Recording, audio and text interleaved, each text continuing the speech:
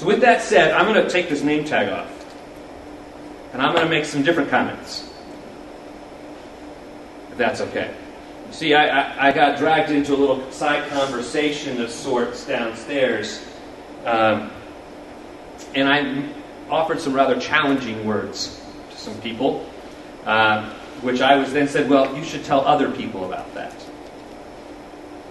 So, here we go.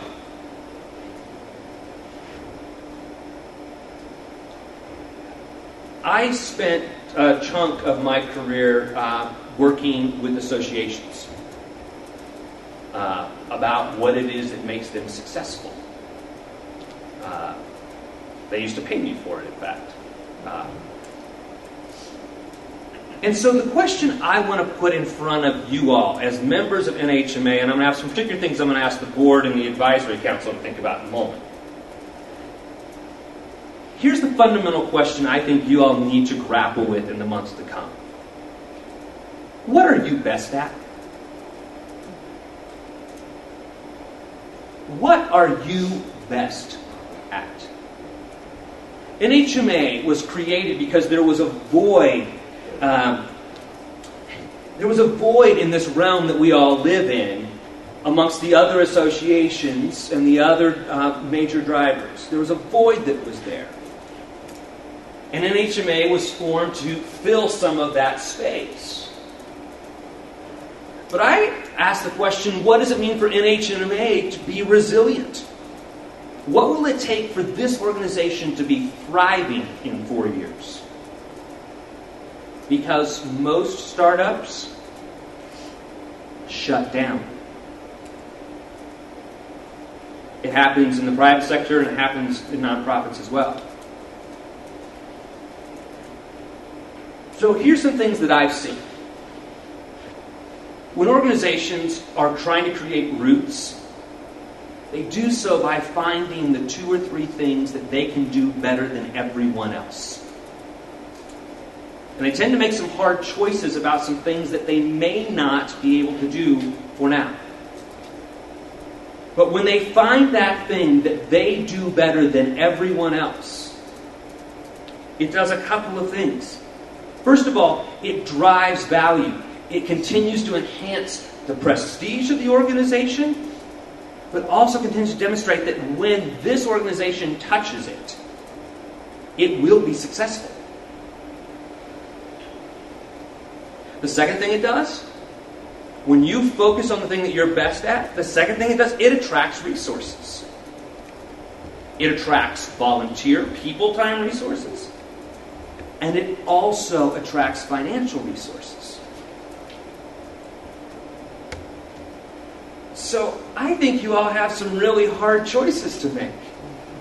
I sat in a conversation downstairs. I stopped, look, 18 pages worth of just wonderful thoughts fill the wall.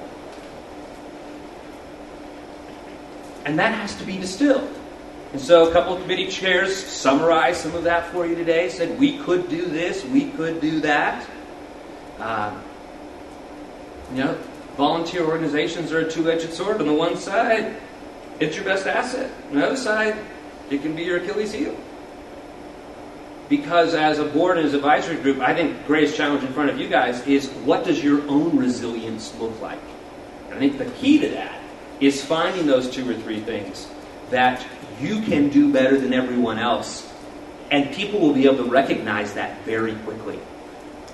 In the next year. In the next 2 years. You see, we mentioned this a couple times today. The dimension that we sit in competes for local decision makers' time and effort. I sat with some mayors at the U.S. Conference of Mayors earlier this year, and the mayor said to me, he says, Conference of Mayors has a way of looking at this. The typical mayor has 48 business lines that report to them. You're one of them. We're one of them. So what are we doing to affect that decision making? What does it mean to make sure that we have good expertise in communities, but we've also affected the decision makers? so that they're primed to know how to respond. So the challenge I want to leave you guys all with this evening, because I appreciate the partnership that we have together, is when I come back and sit with some of you in the next year, I want to know, what are you best at? And how are you ensuring your own resilience? Because there's a void that no one else was filling that was the genesis of this organization. And we need to do that, and we need to do that well. Because as a nation, we have got to address these hazards.